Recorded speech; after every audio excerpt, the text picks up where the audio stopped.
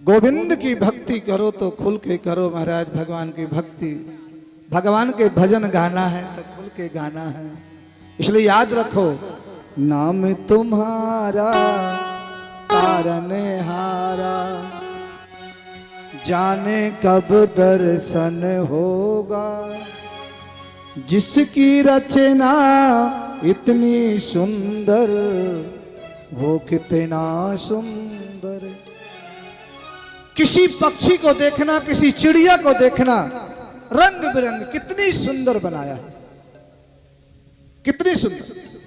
और वो भी महाराज भगवान से प्रेम करती है। लेकिन मनुष्य थोड़ा सा महाराज भगवान के प्रति थोड़ा परिश्रम हो जाए, हार जाते हैं। ये शरीर से ज्यादा भगवान के प्रति मेहनत करो, भगवान के प्रति श्रद्धा रखो ज्यादा से ज्यादा। 88,000 संत बैठे हैं नामी शरण में। आज उन्हीं के मध्य महाराज सूत जी महाराज का आगमन हो गया। सूत जी महाराज का जैसे आगमन हुआ, 88,000 संतों ने सूत जी महाराज से को नमन किया और उनसे कहा कि अज्ञान ध्वंस विध्वंस कोटि सूर्य समप्रभा, सूताख्या हि कथा सारम मम कर्ण रसायनम। गोविंद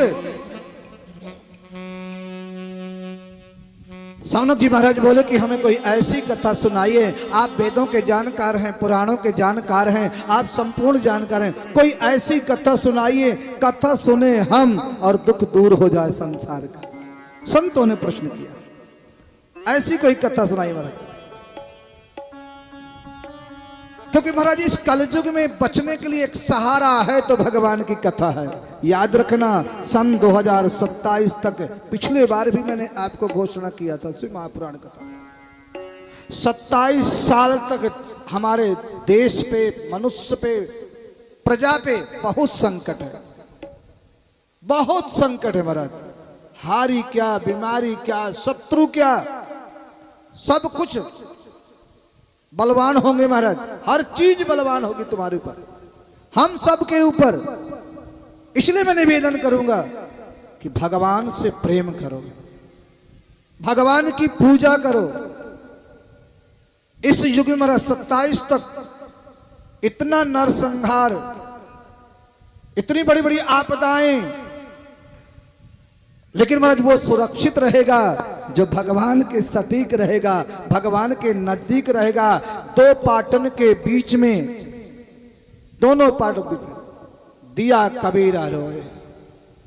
आप देखते हो ना, जब चक्की चलती है महाराज, सारा गेहूं पिस जाता है, सब कुछ पिस जाता है, लेकिन कील साटे जो सटे, जो उसकी कील होती है ना, उसमें जो चिपक जाता है, जो लग जाता है, उसका बाल बांका नहीं होता। इसलिए कहते हैं कि जाको राखे साइया, मार सके नहीं कोई, बाल न बांका कर सके जो जग बैरी हो। भगवान के सहारे जो रहेंगे उनका महाराज उद्धार होगा। तो बोले आज इस इह गोरे कलौ प्रायो जीवस्ताम सुरतांगताः क्लेश क्रांतस्य तस्सैव शोधने किम परायण। इस कलयुग के मनुष्य में एक मानो अजगर के मुंह में बैठा हुआ है, सार दुखी। और ये भागवत कथा वो है कि जब सुखदेव जी महाराज राजा परीक्षित को भागवत कथा सुनाने आए तो देवता अमृत का कलश लेकर के आ गया कि शुकम नत्वा कार्या कुशलासुरा। इंद्र वरुण यम कुबेर सूर्य चंद्रमा जैसे सुखदेव जी कथा सुनाने के लिए तैयार हुए, देवता अमृत का कलश लेकर के आए। महाराज सुखदेव जी ने कहा, इंद्र वरुण यम कुबेर सूर्य चंद्रमा आप लोग किस लिए आए हैं? बोले महाराज हम कुछ आपसे कहने के लिए नहीं आए हैं, सिर्फ अदला बदली करने के लिए आए हैं। क्या? बोले ये राजा परीक्षित को श्राप लगा है, इनको अमृत पिला दीजिए, हम अमृत का कलश लाए हैं और अमृत रूपी जो भागवत कथा है वो हमको पिला दीजिए। सुखदेव जी ने थोड़ी सी तो विचार बनाया, और मन में सोचा अगर ये श्रोता बन के आते तो इनको कथा में जरूर सुनाता। ये तो श्रोता बन के नहीं आए, ये सौदागर बन करके आए। अदला बदली कर लो, ये सौदागर होते हैं। बोले श्रोता बन के नहीं आए तो तुरंत उन्होंने कर दिया ना, कहां कांच और कहां मणि, कहां कांच और कहां मणि है। क्या काचा को मरण महान, अमृत को कांच बताया और भागवत को मणि बताया। अमृत कांच, क्योंकि अमृत पीने वाला स्वर्ग में जाता है, लेकिन जब उसके धर्म नष्ट हो जाते हैं एक माला पहना दी जाती है उसको, और वो माला की मणियां धीरे धीरे सूखती जाती, तो चिंता होती जाती। एक मणियां सूख गई, दूसरी मणियां सूख गई, तीसरी मणियां सूख गई, तो उसकी चिंता बढ़ती रहती है। और भागवत की कथा सुनकर के जो मोक्ष पाता है वो भगवान के गोलोक धाम को जाता है, वहां भगवान के सानिध्य में निवास करता है। बोलो जय श्री राधे। इसलिए कहा महाराज भागवत कथा कौन सुख सकता है? सुखदेव जैसा वक्ता हो, राजा परीक्षित जैसा श्रोता हो। प्यारे, हम तुम्हारे जैसे कथा थोड़ी सुनते थे। कथा 3 घंटे की होती थी, पहले 6 घंटे की कथा होती थी। एक भी कथा छूटती नहीं थी महाराज, एक भी कथा नहीं छूटती थी। व्यास जी से पहले पंडाल में आ जाना, बैठ जाना, स्थान ग्रहण कर लेना, कथा सुनना। और लोग कथा को सुनते थे, आरती होने के बाद जाते थे। भागवत जी की आरती हुई, उपस्थित हो गए, कथा सुनी, आरती हुई, आरती ली, प्रसाद लिया, फिर जाना चाहिए। ऐसी कथा होती है। एक भी शब्द, अब तुम्हारा 3 ही घंटा कथा होती है, 3-4 घंटे, उसमें भी हम लोग समय नहीं दे पाते। इसलिए मैं आपसे निवेदन करूंगा। तब उन्होंने कहा महाराज, और जैसे, और ये देवता तो अमृत को जो बहुत प्रिय मानते थे, सुखदेव जी महाराज देवताओं को जो है भागवत कथा नहीं सुनाई, मना कर दिया। कहाँ ये कांच, कहाँ ये मणि है, तुम श्रोता बन के आते, तुमको कथा। ये देवताओं को भी दुर्लभ है, भागवत की कथा देवताओं को भी दुर्लभ है। और जैसे मेरा समय व्यतीत हुआ और धीरे धीरे जब समय आया, राजा परीक्षित ने 7 दिन तक कथा सुनी, और 7 दिन कथा सुनकर के 7वें दिन सुंदर विमान आया, और विमान पे बैठ करके जब गोलोक धाम को जाने लग गए, शंखों के शंख निनाद हो रहे हैं, पुष्पों की वर्षा हो रही है, जय जयकार की ध्वनि हो रही थी। ये कौन जा रहे हैं? तब किसी ने बताया विधाता ब्रह्मा जी से कि राजा परीक्षित जा रहे हैं। इन्होंने 7 दिन भागवत की कथा सुनी है, और जो 7 दिन भागवत की कथा सुन लेता है भाव से, निष्ठा से, वही राजा परीक्षित जा रहे हैं। जिन्होंने अमृत को नहीं स्वीकार किया, भागवत को अंगीकृत किया है, आज वही राजा परीक्षित को मुक्ति हुई, मोक्ष की प्राप्ति हुई। ब्रह्मा जी ने तुरंत भरत तौलने का प्रयास किया। एक तरफ सारे उपनिषद, सारे धर्म, सब कुछ रखा ग्रंथ, और एक तरफ भागवत जी को रखा। तो महाराज भागवत जी का पर राग को मोक्षम तथा भिक्षम पुरा धातात विस्मिता, सारे हल्के है गए, और भागवत जी महाराज तो जमीन से ही लगा रहा। इसलिए कहते हैं भागवत साक्षात कृष्ण है। इसकी परिक्रमा लगाना, 7 दिन तक परिक्रमा महाराज, टोपी से परिक्रमा, चिरौंदी से परिक्रमा, बादाम से परिक्रमा, पंचमेवा से परिक्रमा, तुलसी दल से परिक्रमा, कार्तिक का महीना फल से परिक्रमा, जो चीज तुम्हारे हाथ, इसकी 108 परिक्रमा करके महाराज कामना कर लिया करो। गिरिराज जी की परिक्रमा का जो फल है, 7 दिन परिक्रमा लगाना चाहिए। साक्षात कृष्ण है, साक्षात भगवान द्वारकाधीश हैं। तो बोले महाराज ये सुखदेव जी कौन थे? ये सुखदेव जी कोई और कोई नहीं थे, ये राधा रानी के यहाँ क्रीड़ा किया करते थे गोलोक धाम में। और एक दिन मेरे गोविंद भोजन कर रहे थे, तो कन्हैया ने राधा रानी से कहा, गोविंद आप आज कुछ चिंता में हो, क्या बात है? तो कन्हैया ने कहा, मुझे इसलिए चिंता है कि मृत्यु लोक में जो प्राणी हैं, मृत्यु लोक में जो प्राणी हैं, नाना प्रकार से दुखी हो रहे हैं, और मैं ये चाह रहा हूं कोई ऐसा व्यक्ति हो जो मृत्यु लोक में जाए और वहां जाकर के भगवान की कथा को सुनाए, मीठी मीठी लीलाओं को सुनाए, मेरी कथा सुनकर के लोग आनंदित हो जाएं और अपने जीवन का धन्य बना लें, अपने जीवन को धन्य बनाएं, ऐसा उनका भाव। तब राधा रानी ने कहा अपने जीवन को धन्य बनाने के लिए, प्रशांत पंडित जी हो तो, प्रशांत पंडित जी हैं यहाँ पे, ये बच्चों को सबको बाहर निकालिए, पहले सबको बाहर निकालिए, एक तरफ से इनको बाहर निकालिए, बच्चों को सभी को, जो भी बैठ जाए सबको बाहर निकालिए, इनको जितने बच्चे उनको सबको बाहर करिए, सभी बच्चों को बाहर हटाइए यहाँ से, सबको बाहर हटाओ से। नहीं नहीं कोई बैठा हो नहीं, सबको बाहर निकालिए, खड़े करो उनको, सभी को निकालिए बाहर, सबको बाहर निकालिए, इनको मत बैठाइए, किसी को भी निकालिए, सबको बाहर। बेटा ये खेल कूद मैदान नहीं इनको निकालिए, सबको, सभी को, नहीं इनको सब खड़े करो, कुर्सी सबको निकालिए, इनको सभी को निकालिए, हाँ इनको सबको निकालिए बाहर, सबको इसको सबको, हाँ इनको छोड़े, नहीं इनको बोलो,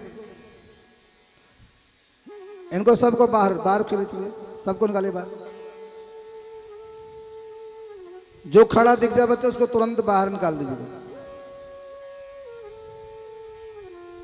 श्रीमन नारायण नारायण नारायण, श्रीमन नारायण नारायण नारायण, श्रीमन नारायण नारायण नारायण, श्रीमन नारायण नारायण नारायण, भजमन नारायण नारायण नारायण, भजमन नारायण नारायण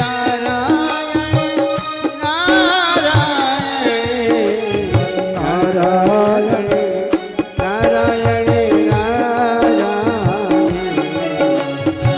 नारायण नारायण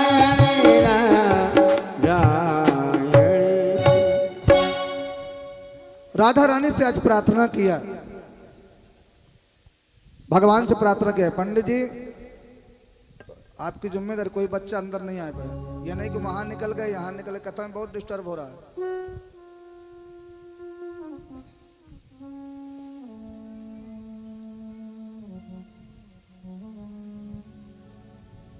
तब भगवान ने जो है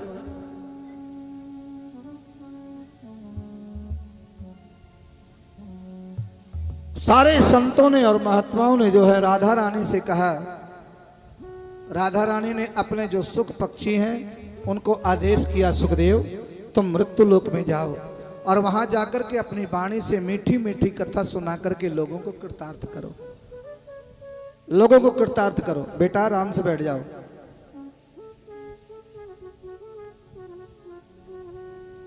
और वही राधा रानी के आदेश पर सुख जो है कैलाश पर्वत पे आए और भगवान शिव मां जगदम्बा को कथा सुना रहे हैं अमरनाथ की गुफा में। आज भी कहते हैं कबूतर कबूतरी के रूप में वहां दिखते हैं। और वहां पे आकर के विगलित अंडा, आज जगदम्बा पार्वती ने भगवान शिव से प्रश्न कर दिया, आपके गले में नरमुंड माला किसके हैं? भगवान शिव ने कहा, देवी अगर कोई प्रमाण है तो नरमुंड माला ही प्रमाण है कि मैं तुमसे कितना प्रेम करता हूं। तुम बार बार मृत्यु हो जाती है तुम्हारी और बार बार मैं तुम्हारे नर मुंडों की माला बना लेता हूं, तुमको भुला नहीं पाता मैं।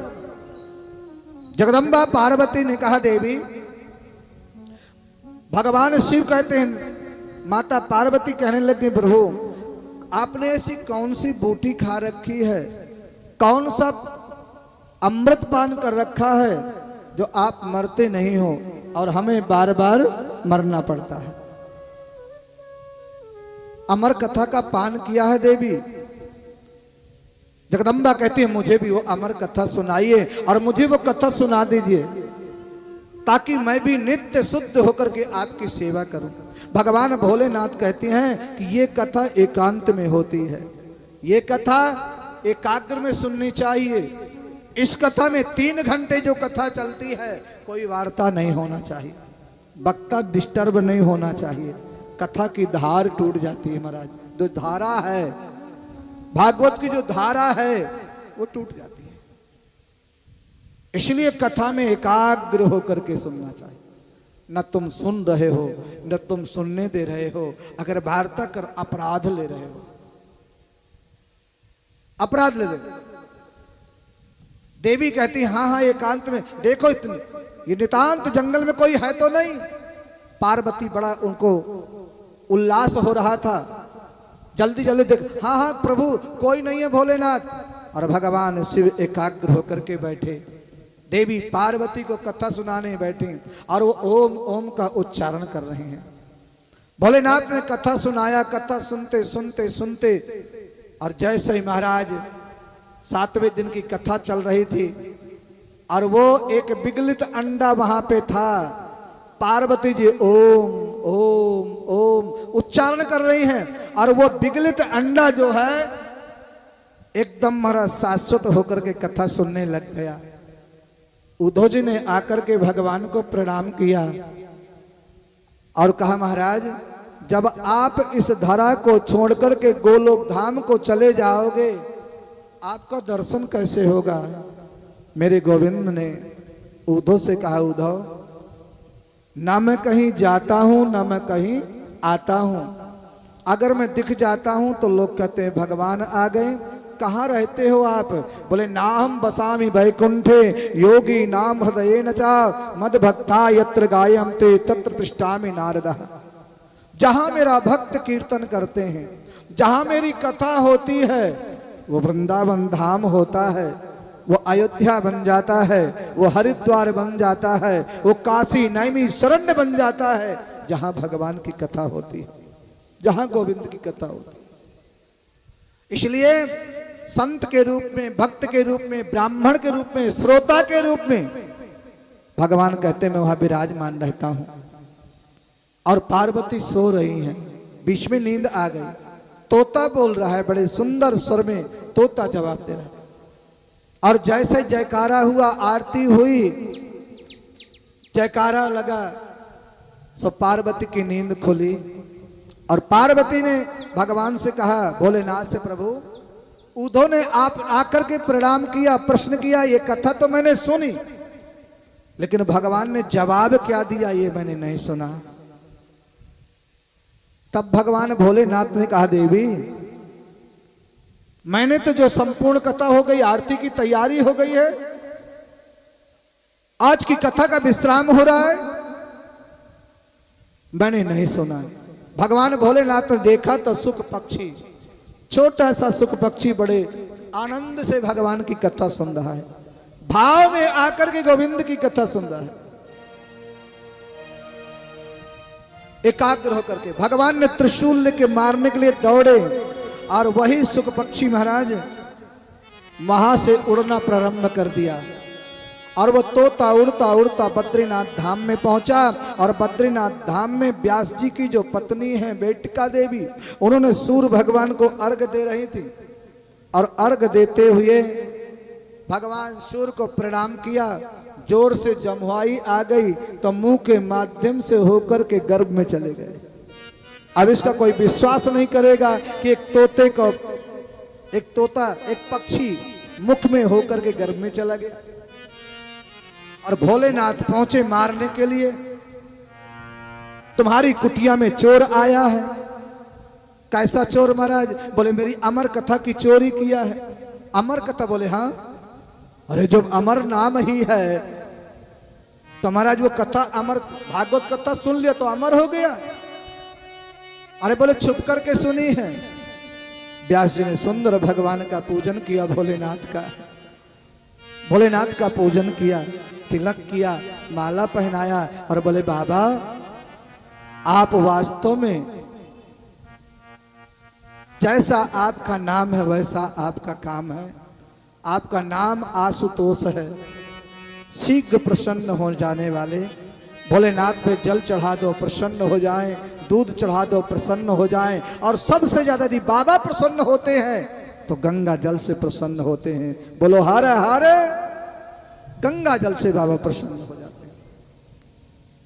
इसलिए भगवान भोलेनाथ प्रसन्न हो गए और धीरे धीरे वह समय व्यतीत हुआ।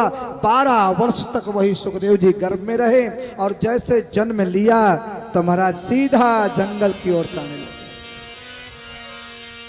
पिताजी पीछे पीछे जा रहे हैं, बेटा रुको, सुखदेव रुको, बेटा रुको, सुखदेव रुको। नहीं,